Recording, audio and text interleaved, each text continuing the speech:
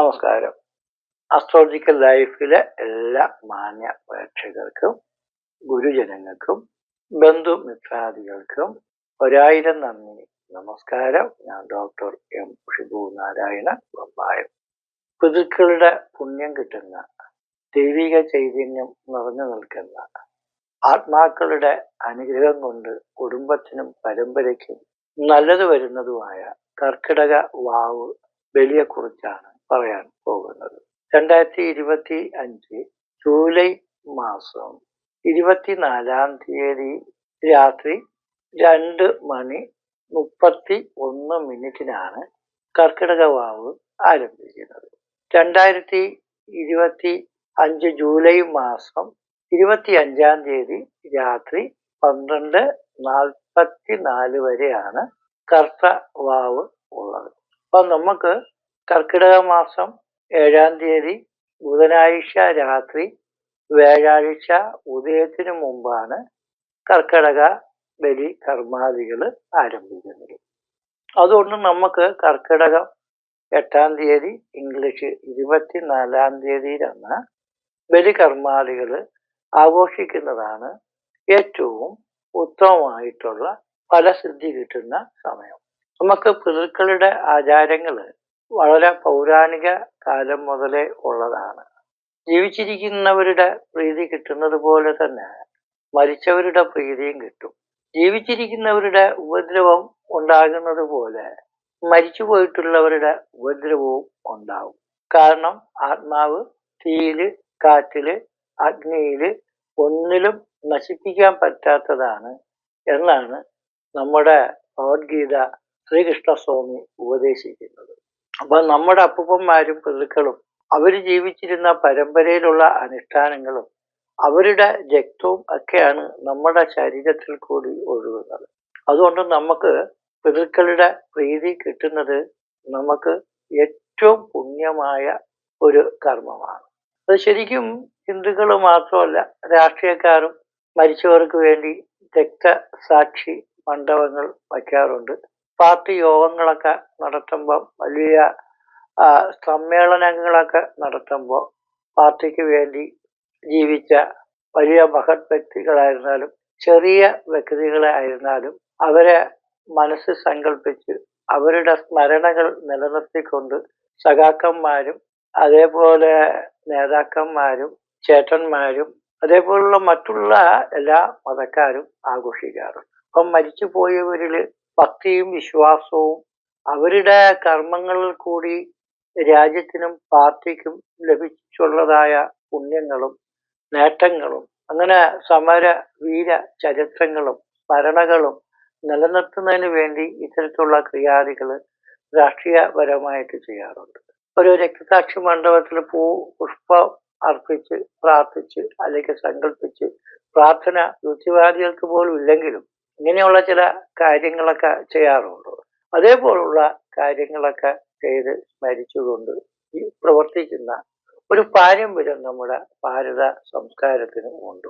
അപ്പൊ പിതൃക്കൾക്ക് ബലിയിട്ടുകൊണ്ട് എന്തൊരു പുണ്യം കിട്ടാനാണ് എന്ന് ചോദിക്കും. ബലി എന്ന് പറയുന്നത് പിതൃക്കളുടെ പ്രീതിക്ക് വേണ്ടി ഉള്ളതാണ്. കോപക പ്രേതസ്യ കുര്യാ തനയ വിഹനനഞ്ച ആമയാദീനനർത്ഥാൻ തൽപ്രീതൈ പാർവണാദ്യം പിതൃഗണമന പ്രീണനം ശ്രാദ്ധകർമ്മ കുര്യാ ക്ഷേത്രപിണ്ഡം തിലഹവനമത ബ്രാഹ്മണാനാഞ്ച ഭുക്തി പ്രീതാഹ പ്രേത വിരതി സകലക സമ്പദ സന്തതിഞ്ചാണ്. അങ്ങനെ പിതൃക്കളുടെ പ്രീതിക്ക് വേണ്ടി നമ്മളെങ്കിൽ കോപക പ്രേതസ്യ മരിച്ചു പോയിട്ടുള്ള ആത്മാക്കൾക്ക് ഗതി കിട്ടാതെ വന്ന അവര് പ്രേത പിശാചികളായിട്ട് മാറും. കോപക പ്രേതസ്യ അപ്തദീക്ഷാദി ലോവേന പ്രേതായാത പിശാചതാം സ്വജനാം ബാധമാനാസ്തേ ചരന്തീനി കലുസ്മൃതി.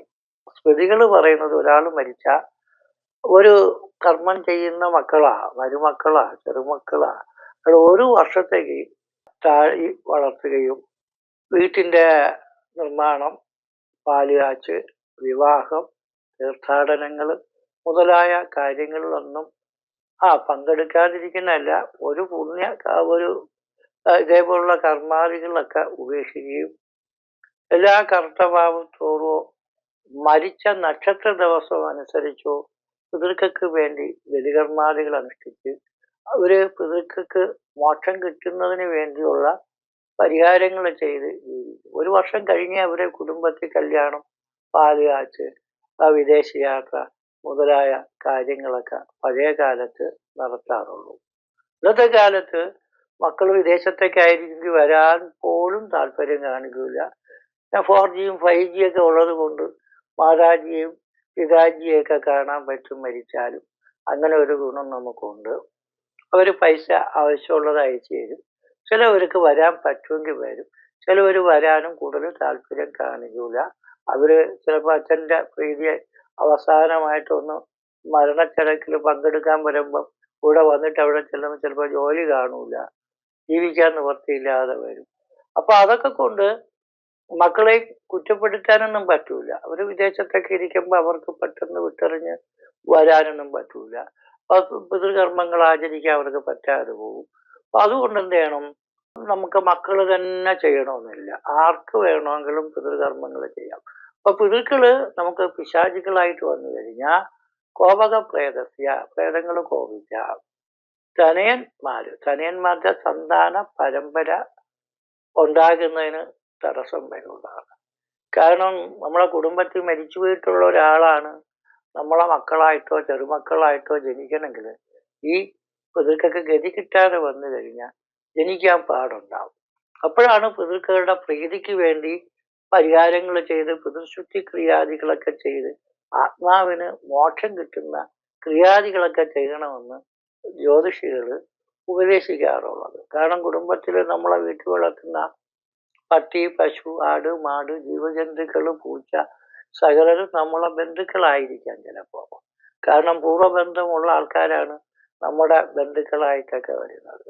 ഒരു സിനിമയിൽ തന്നെ ഒരു പട്ടി അഭിനയിച്ചാലോ, പൂച്ച അഭിനയിച്ചാലോ, അല്ലെങ്കിൽ ഒരു കുതിര അഭിനയിച്ചാലോ, ഒരു പശു, ആടോ, മാടോ ഒക്കെ അഭിനയിച്ചാൽ അതൊക്കെ പഴയ കാലത്ത് മരിച്ചു പോയിട്ടുള്ള കലാകാരന്മാര് ആയിരുന്നു എന്ന് വിചാരിക്കാം.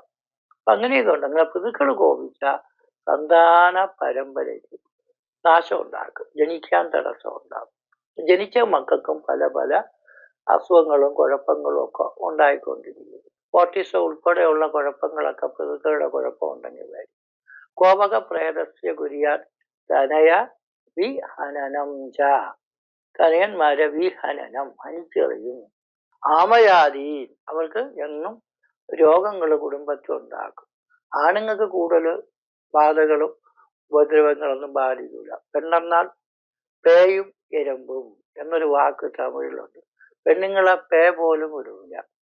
അത് പ്രായ വ്യത്യാസമൊന്നുമില്ല. ഏത് പെണ്ണിനെ കണ്ടാലും ചിലവർക്ക് ചില ഇഷ്ടവും താല്പര്യമൊക്കെ തോന്നും, കയറി കൂടിക്കളയാം എന്ന് തോന്നും. അപ്പൊ അത് വളരെയധികം ഗുരുക്കാണ്. അങ്ങനെ പെണ്ണുങ്ങൾക്ക് പേ, ബാധ, ഭൂത, പിശാചികളൊക്കെ ബാധിക്കപ്പെടുന്നതാണ്. ബാധ എന്ന് കേൾക്കുമ്പോഴേ ആളുകൾ അറിയൂ അത് ബാധ എന്ന് പറയുന്നത് ദോഷമുള്ള ഒരു വാക്കാണ്. ഈ ബാധ എന്ന് പറഞ്ഞ ജ്യോത്സ്യന്മാര് പേടിപ്പെടുത്തുക. ഈ ബാധ എന്ന് പറയുന്നത് ഒരുപാട് ബാധകളുണ്ട്. 2-3 ബാധകളെ മാത്രമേ മാന്ത്രികന്മാരും പൂജാരിമാരും ഒക്കെ മാറ്റാറുള്ളൂ. ചില വലിയ ബാധകളെയൊക്കെ മാറ്റുന്നത് സർക്കാരാണ്. സർക്കാർ ഏത് ബാധയാണ് മാറ്റുന്നതിൽ ചിലപ്പോൾ നിങ്ങൾക്ക് തോന്നിപ്പോകും. ശത്രുബാധ, 2 രാജ്യങ്ങളിൽ തമ്മിലുള്ള ശത്രുതയും അതുകൊണ്ടുള്ള പ്രയാസങ്ങൾ മാറ്റണമെങ്കിൽ വ്യോമസേന, കരസേന, നാവികസേനയൊക്കെയാണ് ശത്രുബാധ ഒഴിപ്പിക്കാൻ. പങ്കിലേ പറ്റൂ. രോഗബാധ, നിങ്ങൾക്കറിയാം ഏറ്റവും കൂടുതൽ പണം ചെലവാക്കുന്നത് രോഗബാധയ്ക്ക് ശമനം കിട്ടാൻ വേണ്ടിയാണ്. അത് കൊറോണ വൈറസ് എത്ര കോടി രൂപ ഏതെല്ലാം രാജ്യങ്ങളിൽ ചെലവാക്കി നിങ്ങൾക്കറിയാം. അതേപോലെ പല ആൾക്കാർക്കും രോഗം മാറ്റാൻ വേണ്ടി കോടികൾ ചെലവായിട്ടുണ്ട്.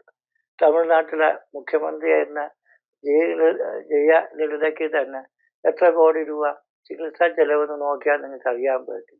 കോടികളാണ് അതിനുവേണ്ടി ചെലവാക്കിയത്. രോഗബാധയ്ക്ക് വേണ്ടിയാണ് ഗവൺമെന്റ് ഹോസ്പിറ്റലുകളും പ്രൈവറ്റ് ഹോസ്പിറ്റലുകളും ഒക്കെ ഉള്ള. നമുക്ക് രോഗം മാറ്റണമെങ്കിൽ രോഗബാധയ്ക്ക് ചികിത്സ വേണം.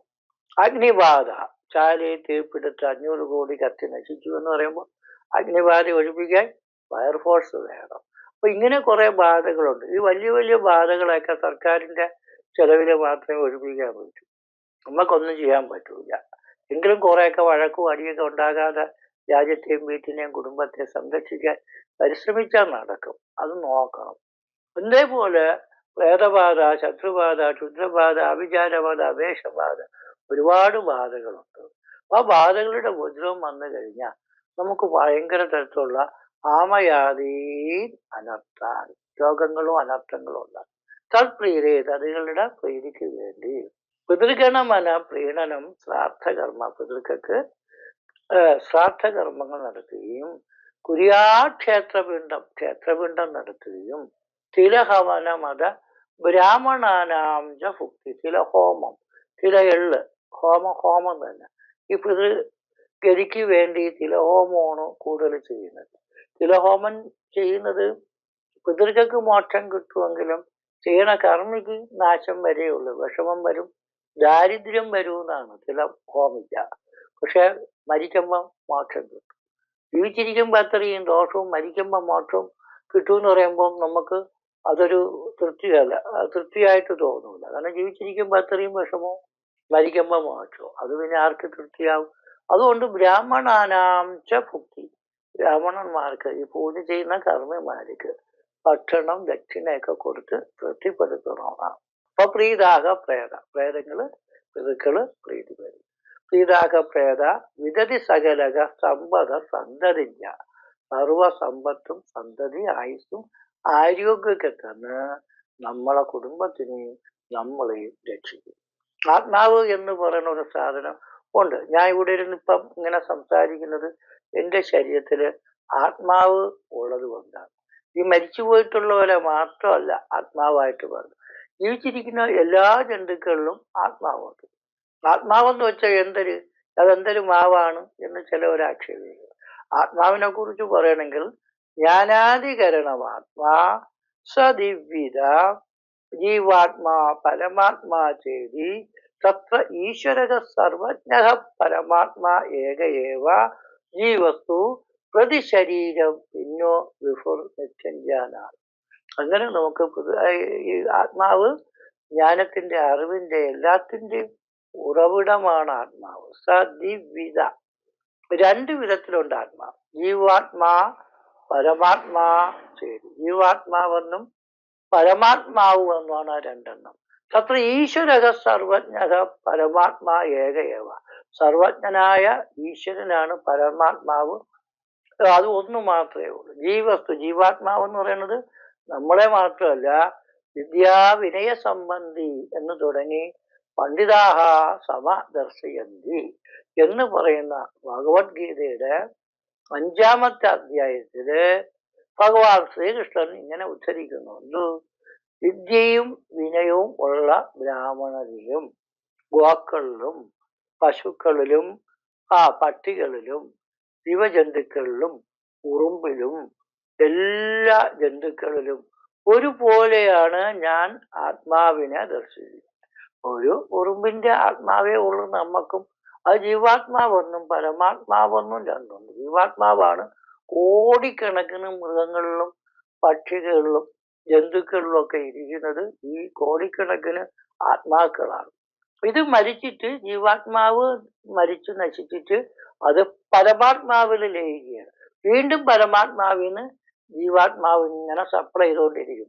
ഇത് ബ്രഹ്മാവിന്റെ സൃഷ്ടികർത്താവിന്റെ പണിയാണ്. അതാണ് കൊച്ചു മക്കൾക്കൊക്കെ പോലും സംഗീതത്തിലും നൃത്തത്തിലും വാദ്യത്തിലും കലയിലും ശാസ്ത്രങ്ങളിലൊക്കെ അവഗാഹമായ പാണ്ഡിത്യം കിട്ടുന്നത് പൂർവജന്മ സുഹൃതം കൊണ്ടാണ്.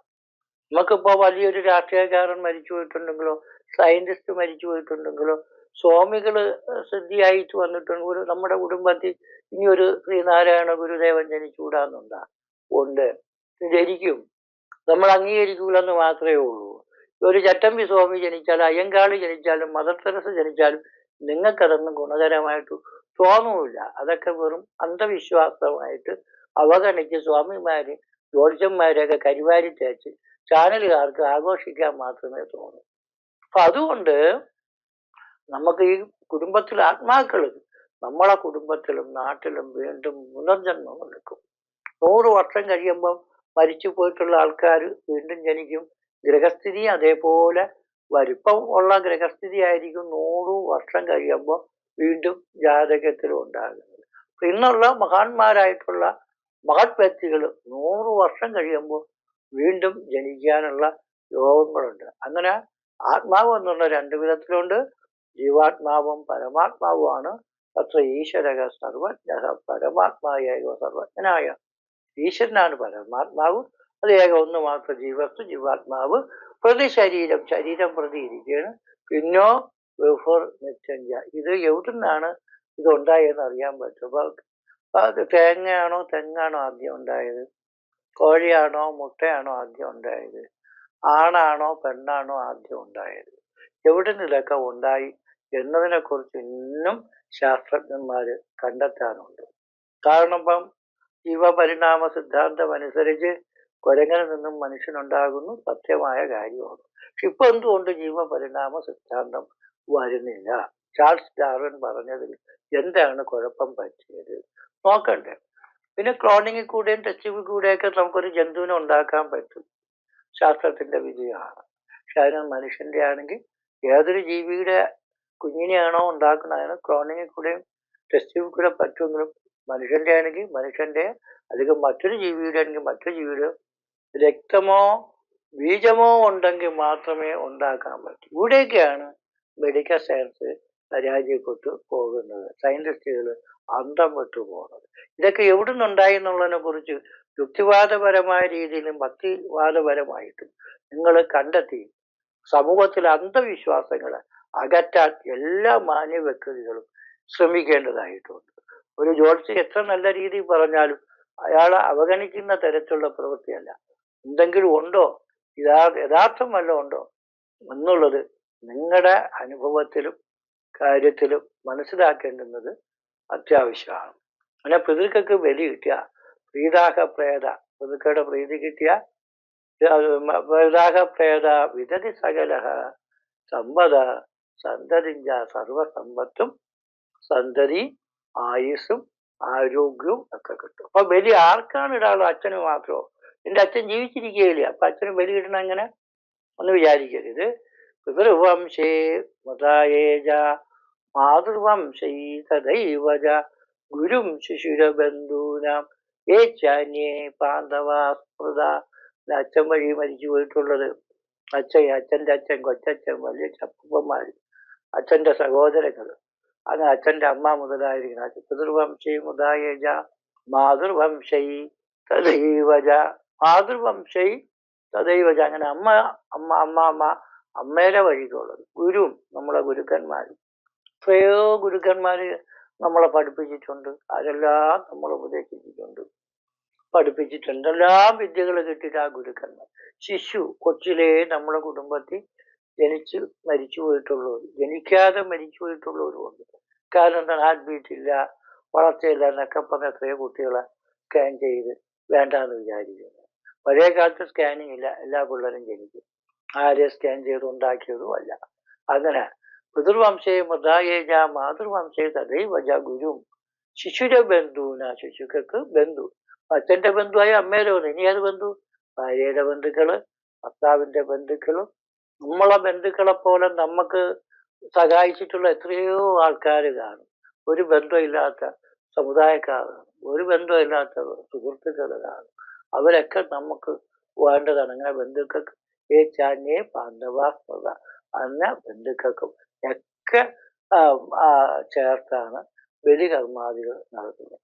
ഇങ്ങനെ മരിച്ചവരുടെ പ്രീതിക്കും ജനിക്കാൻ പോകുന്നവരുടെ ഐശ്വര്യത്തിനും നമുക്ക് നഷ്ടപ്പെട്ടു പോയിട്ടുള്ള പൂർവികന്മാരുടെ പുണ്യങ്ങൾ നമ്മുടെ പരമ്പരയ്ക്ക് നല്ലതായിട്ട് വരാനും അവരുടെ അറിവും കഴിവുകളും ജ്ഞാനങ്ങളും നമ്മുടെ പുതിയ തലമുറയ്ക്ക് പകർന്നു കിട്ടാനും പിതൃക്കളുടെ ബലി ഏറ്റവും അനിവാര്യമാണ്. എല്ലാവർക്കും ബലിയിടാം, ജാതിയോ മതമോ ഒന്നും നോക്കണ്ട. എന്ത് ആചാരങ്ങളുണ്ടെങ്കിലും, ഓണമാണെങ്കിലും വാവുബലിയായിരുന്നാലും ശിവരാത്രി ആയിരുന്നാലും പെരുന്നാളായിരുന്നാലും ക്രിസ്മസ് ആയിരുന്നാലും എല്ലാ ദൈവങ്ങൾക്കും പ്രാധാന്യം കൽപ്പിച്ച് നമ്മൾ മനുഷ്യരാണെന്നുള്ള സ്നേഹ ബഹുമാനത്തോടുകൂടി സർവകാര്യങ്ങളും അനുഷ്ഠിച്ചാൽ നിങ്ങൾക്ക് നല്ലൊരു മനുഷ്യനാവാനും സമൂഹത്തിലും ജനിച്ചവർക്കും നല്ലത് ചെയ്യാനും എല്ലാവർക്കും കഴിയും. എല്ലാവർക്കും നല്ലത് വരട്ടെ എന്ന് പ്രാർത്ഥിച്ചുകൊണ്ട് നിർത്തുന്നു. നന്ദി, നമസ്കാരം.